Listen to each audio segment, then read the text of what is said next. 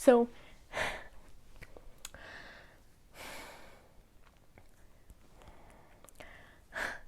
I read fan fiction.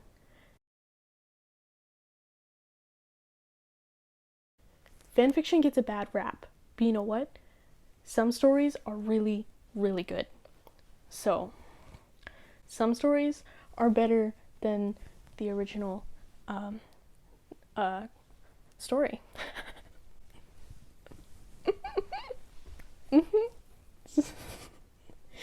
And I stand by that. A trope I find that is used most often in fan fictions and in later seasons of dying TV shows is or just really bad movies. Amnesia. Everyone hears amnesia and they're like, I don't even care. We're not doing that.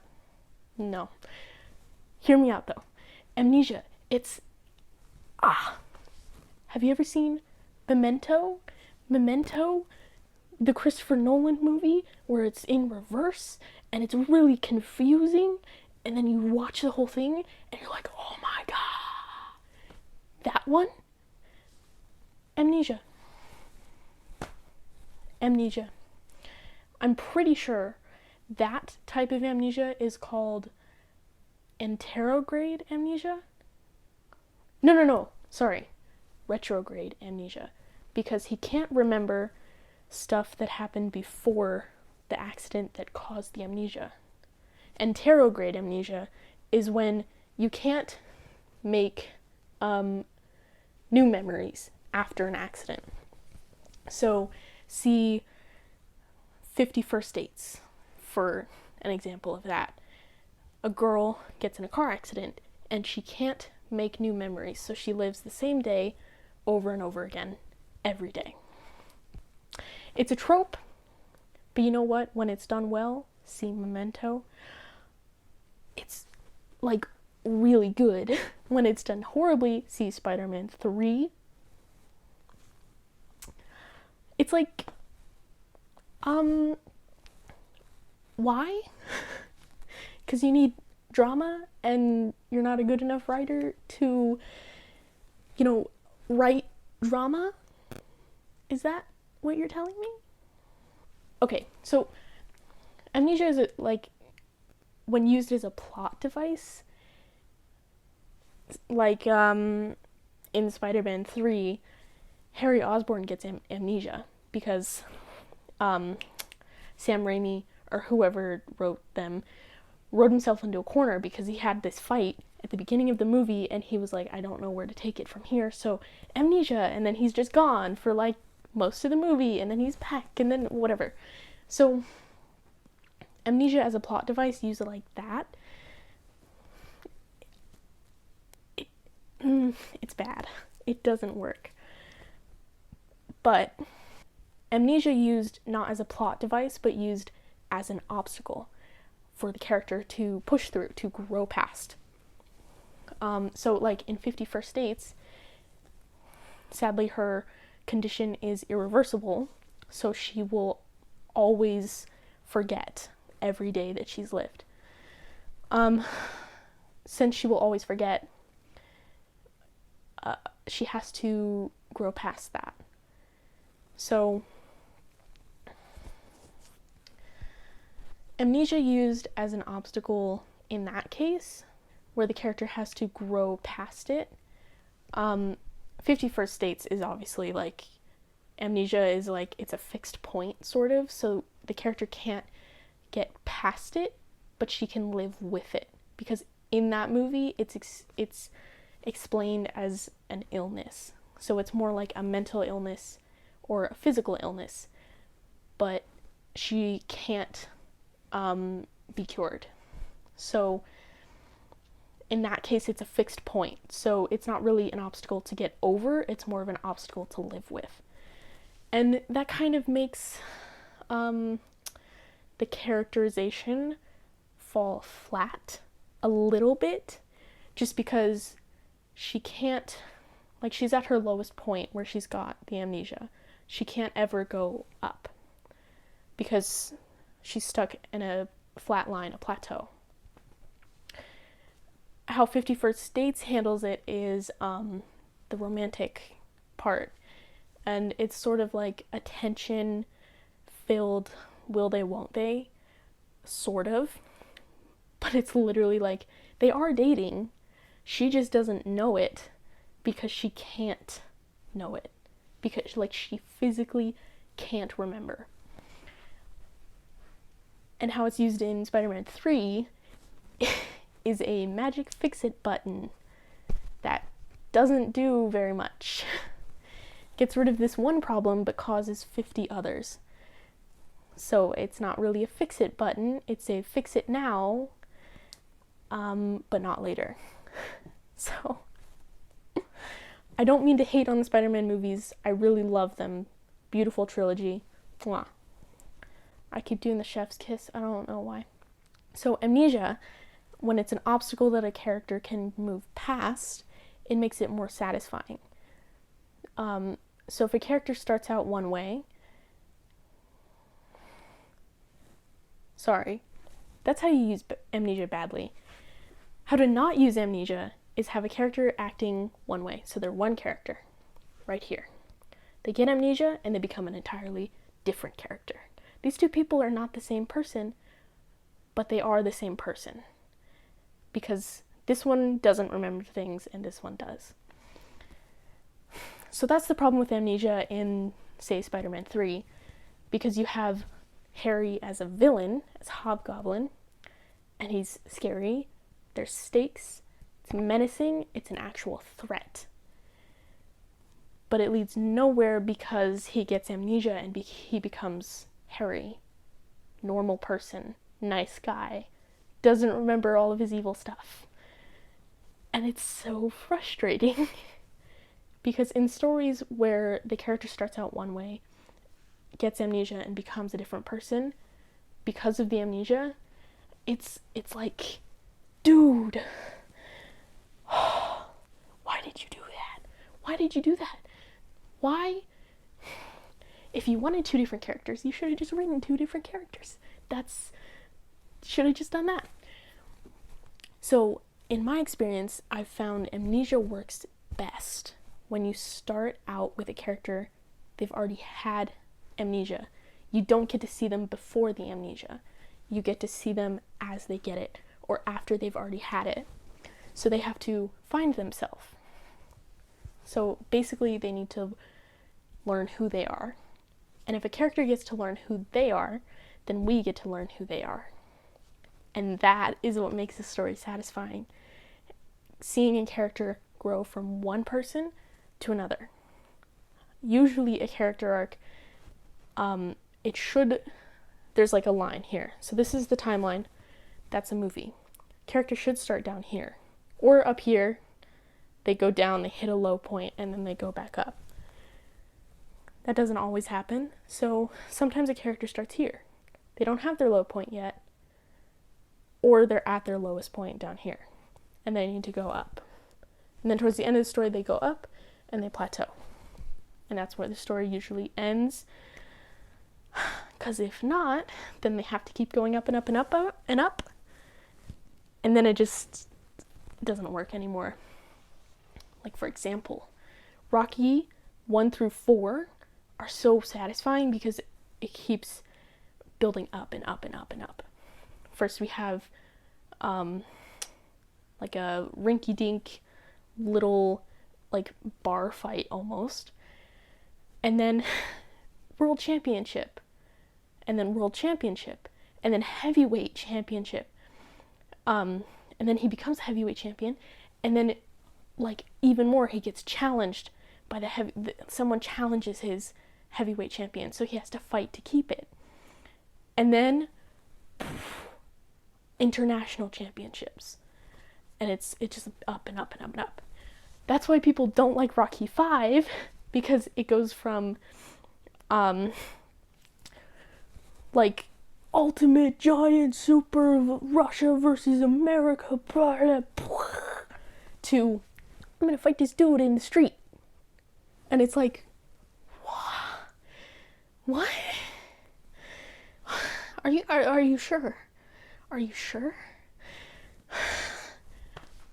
But that's what had to happen, because you can't just keep going up forever. You have to come back down at some point. Sorry for going on that rant. So, where was I? Character growth. That's what makes a story satisfying. They're at a low point, they get to a high point. Or they start at a high point, they get to a low point, and we get to see them recover. That's what makes a story satisfying, is we see a character grow into someone else. So if they have amnesia, that's starting with a blank slate. It's like when you have Harry Potter and you're introducing him to the magical world.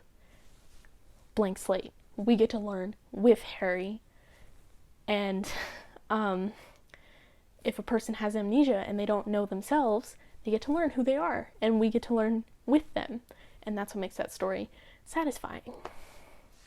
I've talked a very long time about amnesia, but basically, it's good and it's bad. You just need to know how to use it. In my experience, if I was ever going to write a story with amnesia, I would have the character not know who they are at the beginning of the story. That doesn't mean that you can't ever show who they were. It just means you have to start with who they are and then grow into who they will become. Next.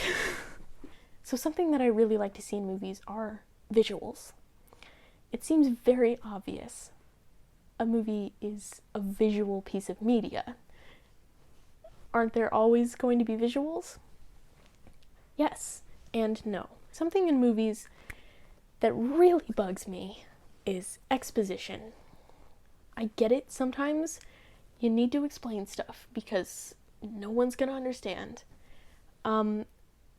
Instead of having a character give a monologue that's 5 minutes long and very boring to watch with no visuals because they're just standing in a room talking. Let me help you visualize this. You are in a classroom. You come in, you sit down at your desk, and you're ready for class. You got your notebook out, you got your textbook out, you got all this stuff, you're ready to go. And here's what your teacher does. Step up to the front of class, and they talk. No slides, no pictures, nothing to copy down except what they're saying. So personally, I am a visual learner. I need pictures, I need something to read while you're talking to me. Otherwise, I have no idea what you're trying to say because I forget things very quickly. But that's just me. So a lot of kids, they don't need those visuals, but I do. So I appreciate it most if a teacher's doing a lecture. Lecture is such a... I hate lectures. They're the worst. Like, that's what every kid will tell you. I hate coming into class and I just sit at my desk and the teacher just talks at us for 3 hours. It sucks. I agree. Some teachers have to lecture. Like, in history class, they have to lecture. But they don't have to just talk at you. They can use pictures. They can use words. They can use slides. They can use maps. There's like a billion different options to teach someone something. You can use a practical solution. Like in my world history class, we played out World War I and World War II. So there are plenty of ways to teach someone something. This right here is a lecture. I'm not giving you any visuals. I'm not giving you any words to read. I'm just talking. And for some people, that's extremely frustrating. If I was trying to teach you something, and if I was a student trying to watch this and learn something, I wouldn't be able to because I can't learn like this. I can't do it. So visuals are really helpful. So when you're in a movie and they get to that scene, it's the middle of the movie or whenever, and you sit there for 5 minutes 5 minutes in movie time is a very long time. Like, this video, I have no idea how long it is, but 5 minutes of me talking must be excruciatingly painful for some of you. Sorry. So 5 minutes in a movie, just sitting there watching someone talk, you get super bored, especially if they're trying to explain complicated things that you need to know in order to understand the movie. Visuals help a lot.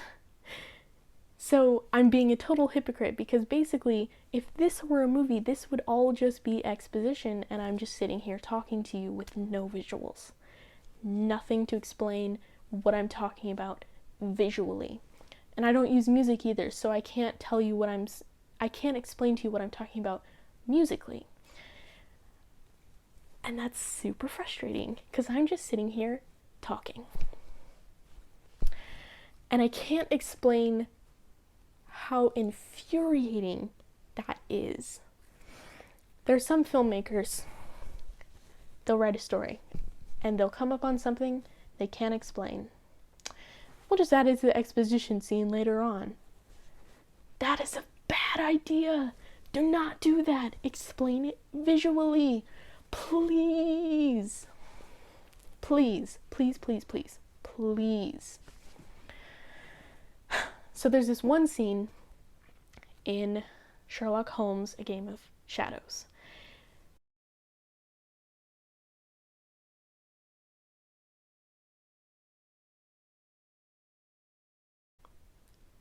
That movie,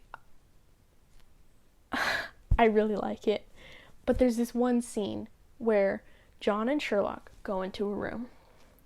John sees, well, looks like we're trapped in here.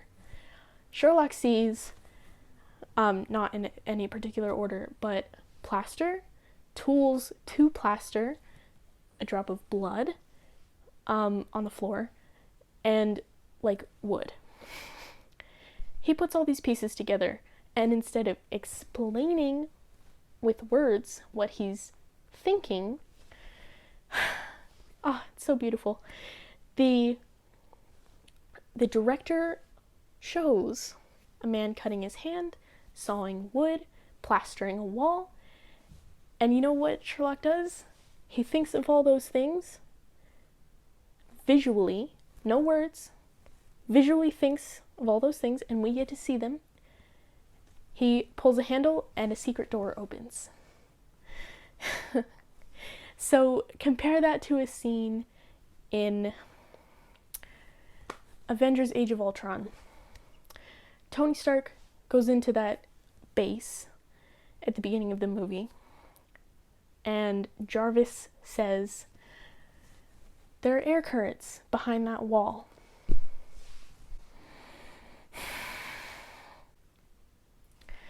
Are you kidding me? Are you kidding me? And Tony just goes over there and he's like, "Please be a secret door, please be a secret door." Opens. Yay. Like, that's funny and everything, so it makes up for it. But that's literally just exposition. You could have just represented that visually instead of saying it. There's a rule in filmmaking: show, do not tell. Avengers told. Sherlock showed. And that's the difference. All of that to say, teleporters have a visual power. You can see them disappear. And in most cases, they have to be able to see where they're going. So you can see them in one place, and you can see them move to another place. See Nightcrawler from X2 as an example. So teleporters have a very visual power. You can't exactly write a teleporter in a book. I mean, you can, but it's sort of confusing because a book is so fluid in the way that it can have exposition and dialogue and descriptions going on at the same time. When a movie, it's more difficult because in a book you can write exposition, or you can write exactly what a character's thinking to explain what the scene is right there. But in a movie, it's harder because you either have to have a character say exactly what they're feeling, or you have an amazing actor to show you what they're feeling. So a teleporter, it's harder to write in books simply because it's visual. You can describe what it feels like to teleport. You can describe going from one location to the next, but it's harder in a book, and it's more confusing, honestly, because it's literally like, this character went to Paris, and then suddenly they were in London. Did we skip some time? Did they take a plane ride? Did they go on a train? It's confusing, and it makes the book really annoying to read when it's like, and then they teleported. I don't like that. You're describing exactly what happens with no flavor, and it's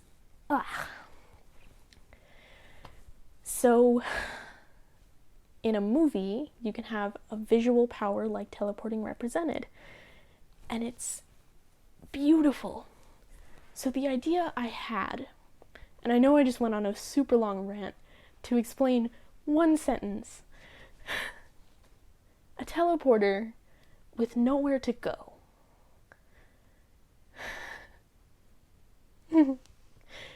That's like a musician with no instrument, a dancer with no dance, a talker with no words. It's I don't know why, but an oxymoronic relationship like that, a teleporter with nowhere to go, it's so fascinating to me. So visually, you can represent that, a person being stuck in place. There's a beautiful technique, it's called a match cut. I have an example actually that I can show you here.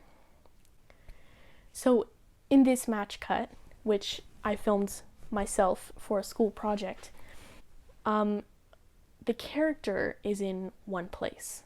And you can see it's the same angle. It's a high angle shot where you can only see the character's leg and their hand.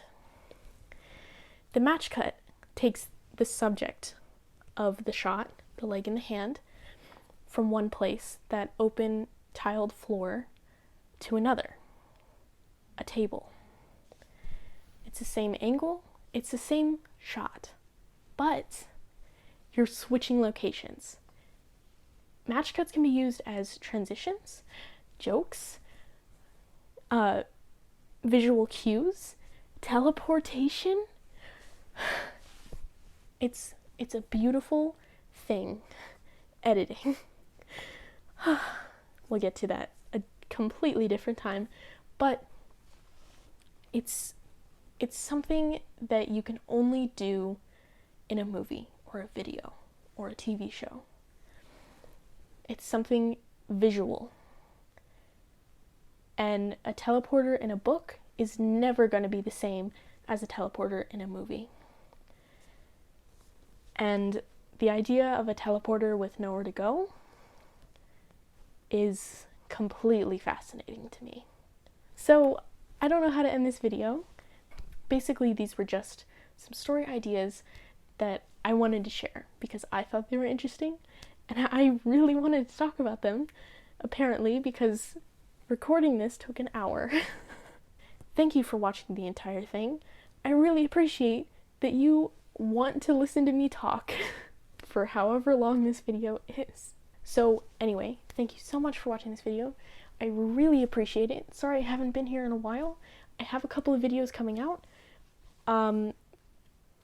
And I'm thinking about changing the style of my videos a little bit. I still want it to be like this, but I want to have more visuals because those are good. So yeah, I don't know anything about you or your life or your hobbies or your passions, but one of my passions is writing, whether that's screenwriting, book writing, comic writing. I love it all.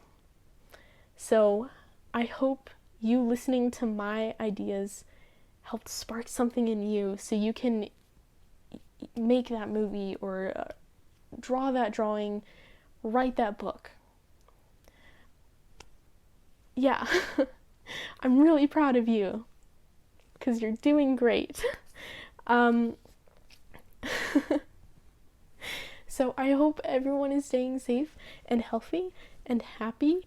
Yeah, thank you for stopping by, and I will see you next time. Bye.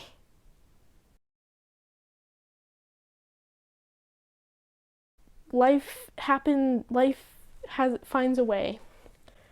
I found it. Life finds a way.